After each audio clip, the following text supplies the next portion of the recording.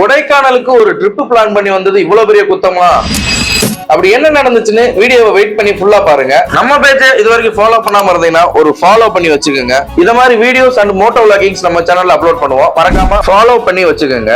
Morning breakfast எல்லாம் சாப்பிட்டு முடிச்சிட்டு நேரா மலை ஏற கிளம்பிட்டோம். மலை ஏறும் போதே பாத்தீங்கன்னா செம்மையான கிளைமேட்டோடையும் செம்ம மிஸ்டோடையும் இருந்துச்சு. நல்ல ஒரு கிளைமேட்ல தான் ட்ரிப் வந்திருக்கோண்டு ஒரு பீஸ்ஃபுல்லா நினைச்சிட்டே நேரா மலை ஏறி மேல வந்துட்டோம். சில்வர் ஃபால்ஸ் வந்ததும் எத்தனை டைம் தான் இந்த சில்வர் ஃபால்ஸே பாக்குறது அப்படின்ட்டு சில்வர் ஃபால்ஸ்ல எந்த ஸ்டாப்பும் போடாம நேரா கிளம்பிட்டோம். நாங்க போயிருந்த டைம் பாத்தீங்கன்னா மிஸ்டோட சேர்த்து சின்ன சின்னதா தூரல விழுந்துட்டு இருந்துச்சு.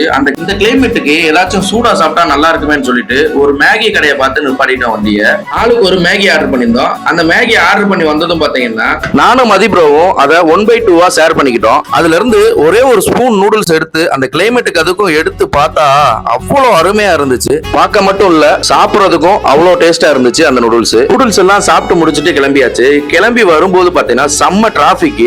அதே மாதிரி பாத்தீங்கன்னா அந்த கிளைமேட் நீங்க பார்த்தாலே தெரியும் எவ்வளவு மிஸ்டா எவ்வளவு அழகா சூப்பரா இருக்குன்னு பாருங்க. எக்ஸாக்டா பாத்தீங்கன்னா ஒரு 12:15 போல லேக்குக்கு வந்து ரீச் ஆயிட்டோம். பட் நம்ம கொடைக்கானல இன்னைக்கு கவர் பண்ண போறதே கிடையாது. நம்ம இன்னைக்கு போற இடம் பாத்தீங்கன்னா பூம்பாறை வில்லேஜுக்கு தான் நம்ம போறோம். நெக்ஸ்ட் நம்ம பூம்பாறையில எங்க ஸ்டே பண்ணோம், எங்க சாப்பிட்டோம், அப்புறம் சாப்பிட்டுட்டு எங்க போனோம்ன்றத பூரா நெக்ஸ்ட் வீடியோல அப்டேட் பண்றேன். Bye guys. சந்தோஷமாக வீட்டுக்கு செல்லுங்கள்.